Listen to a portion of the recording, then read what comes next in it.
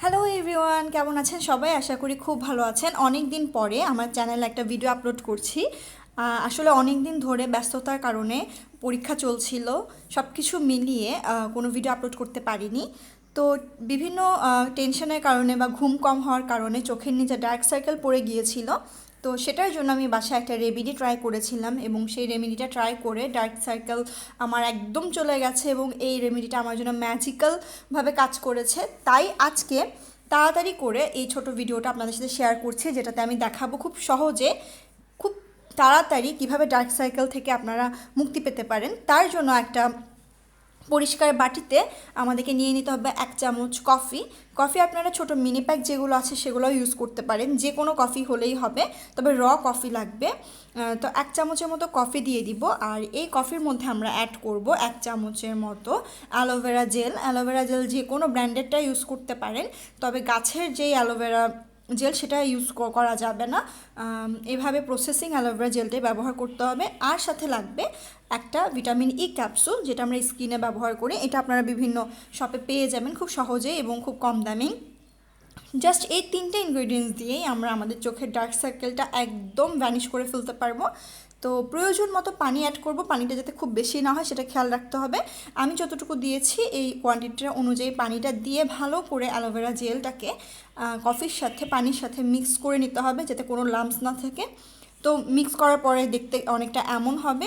তো এবার আমাদেরকে যেটা করতে হবে, মেকআপ রিমুভ করার জন্য আমরা যেই প্যাড ইউজ করি, সেই প্যাডগুলোকে আমরা আজকে চোখে ব্যবহার করব। তো সেই প্যাডগুলো এই মিশ্রণটার মধ্যে আমরা এভাবে ভিজিয়ে রাখবো, 5-10 মিনিট এভাবে ভিজিয়ে রাখলেই হবে।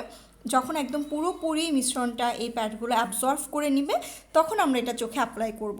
আর চোখে অ্যাপ্লাই করার ভিডিওটা তো আমি প্রথমে আপনাদেরকে দেখিয়েছি। চোখে জাস্ট বসিয়ে 10 মিনিটের মতো আমরা ওয়েট করব। 10 মিনিট আপনি ঘুমাতে পারেন, 10 মিনিট আপনি বসে থাকতে পারেন।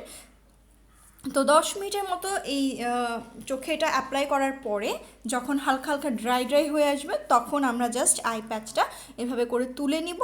তুলে নিলেই আপনারা খেয়াল করতে পারবেন আপনাদের চোখে ডার্ক সার্কেলটা অনেকটা কমে গেছে এবং আপনাদের চোখটা আগের থেকে অনেক বেশি প্রাণবন্ত দেখাচ্ছে, অনেক বেশি সুন্দর দেখাচ্ছে এবং ক্লান্তি ভাবটা একেবারেই চলে যাবে। এভাবে যদি আপনারা প্রতিদিন 1 সপ্তাহ ইউজ করতে পারেন, আপনাদের যত বেশি ডার্ক সার্কেলে থাকুক না কেন আশা করি সেটা চলে যাবে।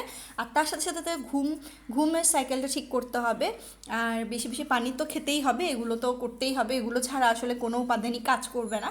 তখনই কাজ করবে যখন আপনি সব কিছু প্রপারলি মেনটেন করে এই ইনগ্রিডিয়েন্টসটা অ্যাপ্লাই করবেন।